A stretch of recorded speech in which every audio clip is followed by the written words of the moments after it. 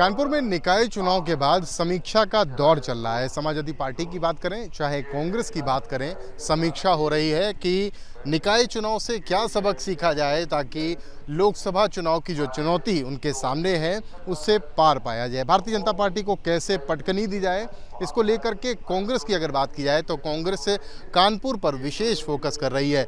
समीक्षा बैठक में ये कानपुर के लिए फोकस किया गया है कि कानपुर में जो मतदाता कांग्रेस के साथ रहा करता था वो नहीं आया इस बार, और कांग्रेस की जमानत तक जब्त हो गई महापौर प्रत्याशी के रूप में। ऐसे में कांग्रेस अब कर्नाटक मॉडल को लागू करने पर विचार कर रही है, यानी घर घर जाकर कार्यकर्ताओं को सक्रिय करते हुए घर घर पहुंचाया जाए और लोकसभा चुनाव से पहले कांग्रेस उन मतदाताओं को वापस अपने पाले में लाए जो हमेशा से निकाय चुनाव में, खासतौर से महापौर के चुनाव में और लोकसभा चुनाव में उसके साथ खड़ा होता था। इस बार यही मतदाता समाजवादी पार्टी के पास गया है, इसलिए समाजवादी पार्टी ये सोच रही है कि महापौर और लोकसभा चुनाव में तीसरे चौथे नंबर पर रहने वाली पार्टी निकाय चुनाव में कम से कम दूसरे नंबर पर आई है। तो ऐसे में दूसरे नंबर पर आने के बाद अब लोकसभा में कंसिस्टेंसी दिखाई जाए, यानी इसी ये जो व्यवहार हुआ है, जो नतीजे आए हैं उसको बनाए रखा जाए, यानी दूसरे नंबर और पहले नंबर की फाइट की जाए, तीसरे चौथे नंबर को इतिहास बनाया जाए। समाजवादी पार्टी की जो मंथन हो रहा है, जो समीक्षा बैठक हो रही है, उसमें एक बात और गौर की जा रही है कि इतना मजबूत प्रत्याशी, जो समाजवादी पार्टी के थिंक टैंक्स हैं उनका ये कहना है कि मजबूत प्रत्याशी देने के बाद ऐसे क्या कारण रहे कि उनका जो हार का मार्जिन है वो कांग्रेस से भी ज़्यादा, 2017 में कांग्रेस का जो मार्जिन था 1,05,000 हारने का, वो 1,77,000 हो गया समाजवादी पार्टी का बीजेपी से अभी हाल के चुनाव में। तो ऐसे कौन से कदम उठाए जाएं जो समाजवादी पार्टी अपना प्रदर्शन लोकसभा चुनाव में बरकरार रखे और बेहतर कर पाए। दोनों ही पार्टियां समीक्षा कर रही हैं और कानपुर को लेकर कांग्रेस कर्नाटक प्लान इम्प्लीमेंट करने पर सोच रही है, तो समाजवादी पार्टी सोच रही है कि कैसे जो कानपुर में जगह बनाई गई है निकाय चुनाव में, महापौर चुनाव में, वह उससे और बेहतर प्रदर्शन करते हुए बीजेपी के लिए मुश्किलें खड़ी की जाएं। निकाय चुनाव में समाजवादी पार्टी की हार की वजह क्या रही, आज इस पर मंथन होने जा रहा है। समाजवादी पार्टी के अल्पसंख्यक सभा के प्रदेश सचिव रहे और नगर प्रवक्ता जावेद जमील साहब हमारे साथ हैं, उनसे बात कर लेते हैं। जावेद साहब, आप लोग इस बार दूसरे नंबर पर आए, ऐसा कभी नहीं रहता था महापौर के प्रत्याशी के रूप में, लेकिन फिर भी आपको हार का मुंह देखना पड़ा। समीक्षा आप लोग कर रहे हैं, 29 तारीख को अखिलेश जी समीक्षा करेंगे प्रदेश की, लेकिन उससे पहले आप लोगों को क्या लगता है कि क्या हार के कारण रहे और क्या समीक्षा बैठक में आज होने वाला है?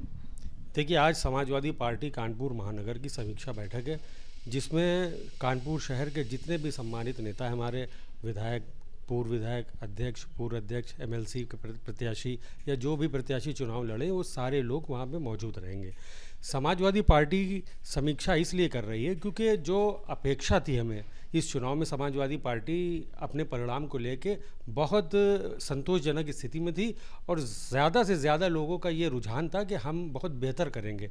लेकिन जो परिणाम आया समाजवादी पार्टी का, वो पिछले बार जो कांग्रेस की स्थिति थी उससे भी बेहतर नहीं आया, क्योंकि हम लोग ये सोच रहे थे कि शायद हमारी लड़ाई इतनी होगी कि 25 से 50,000 वोटों के बीच के मार्जिन में हार जीत का फैसला होगा, लेकिन जो परिणाम आया वो 1.5 लाख के ऊपर आया। समाजवादी पार्टी को इस बात को लेकर हम सभी लोगों को बहुत चिंता है कि अपेक्षा के अनुरूप हमारा परिणाम नहीं था, जबकि हमारा प्रत्याशी पिछले बार के जो कांग्रेस का प्रत्याशी था या जो भी विपक्ष के लोग कानपुर में राजनीति कर से उनसे बहुत बेहतर था लेकिन फिर भी आशा के अनुरूप परिणाम नहीं आए। इस बात को लेकर चिंतित है और इसी के लिए ये समीक्षा बैठक की जा रही है। 2024 को लेकर के किस तरीके की तैयारियां? बीजेपी तो तमाम तैयारियां, क्षेत्रीय कार्य समिति की बैठक भी कर डाली है, क्षेत्र में एक्टिव हो गए हैं, 365 दिन 24 घंटे वो लगातार अपनी तैयारी कर रहे हैं, मंथन कर रहे हैं कि प्रत्याशी किसको बनाया जाए किसको नहीं।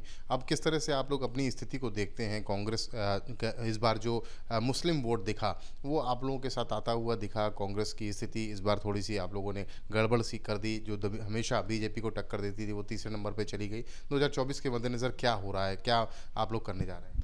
देखिए, जहाँ तक हम लोग निकाय चुनाव के परिणाम की बात करें, हमारी अपेक्षा के अनुरूप तो नहीं रहा, लेकिन फिर भी एक उपलब्धि हमारी ये बहुत बड़ी रही कि समाजवादी पार्टी जो तीसरे नंबर पर चुनाव लड़ती थी, वो अब की बार शुरू से उसने चुनाव की जो शुरुआत करी वो दूसरे नंबर से करी, और जिसका परिणाम ये हुआ कि हम लोग 2,62,63,000 वोट हमारे प्रत्याशी को मिले, और जो हमारे नाम का डमी कैंडिडेट था उसको भी 26,000 वोट मिले।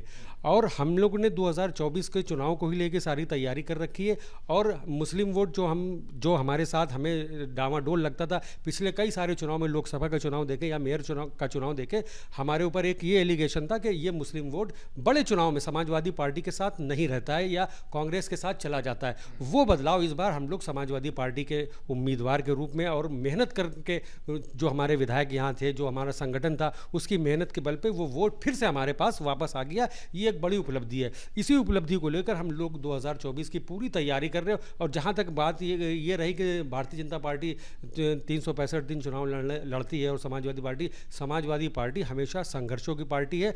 किसी भी मुद्दे पे देख लीजिए, हमारे विधायक, हमारे जो भी पदाधिकारी हैं या संगठन के पदाधिकारी हैं, वो हमेशा आपको मुद्दों की लड़ाई लड़ते हुए नजर आएंगे, और हम लोग भी हमेशा चुनाव के मोड पे रहते हैं। और इस बार हमें उम्मीद है कि 2024 समाजवादी पार्टी कानपुर में परिवर्तन करके दिखाएगी।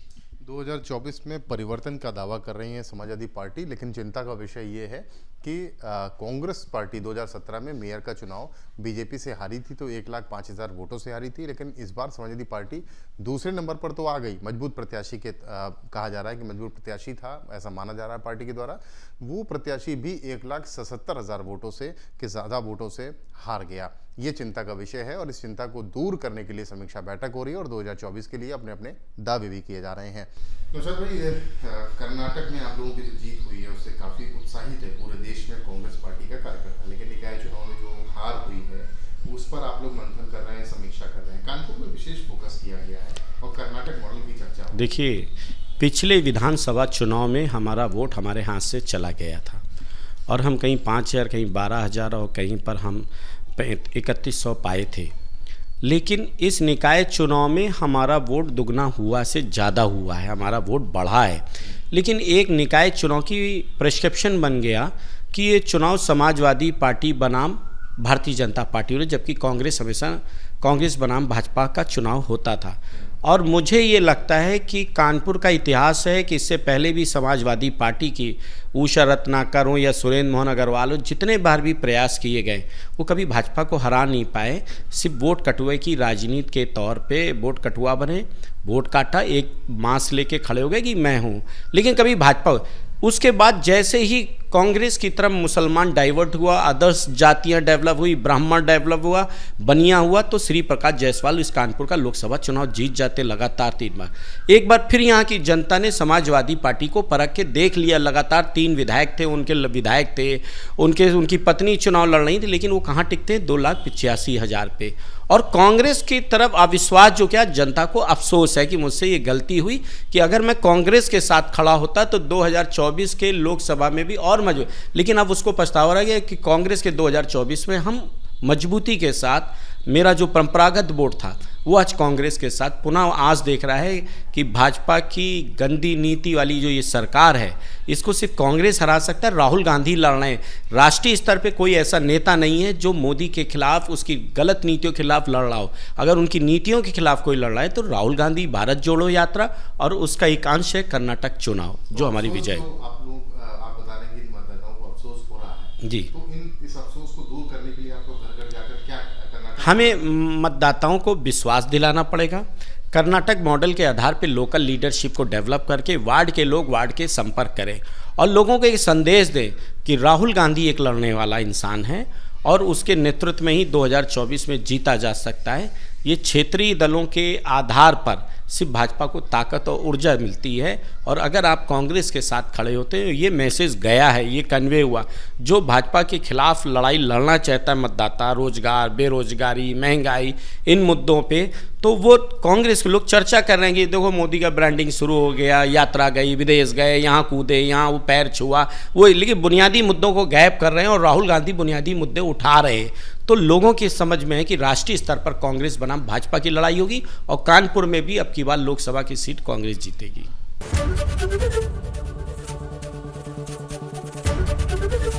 एबीपी गंगा, खबर आपकी, जुबान आपकी।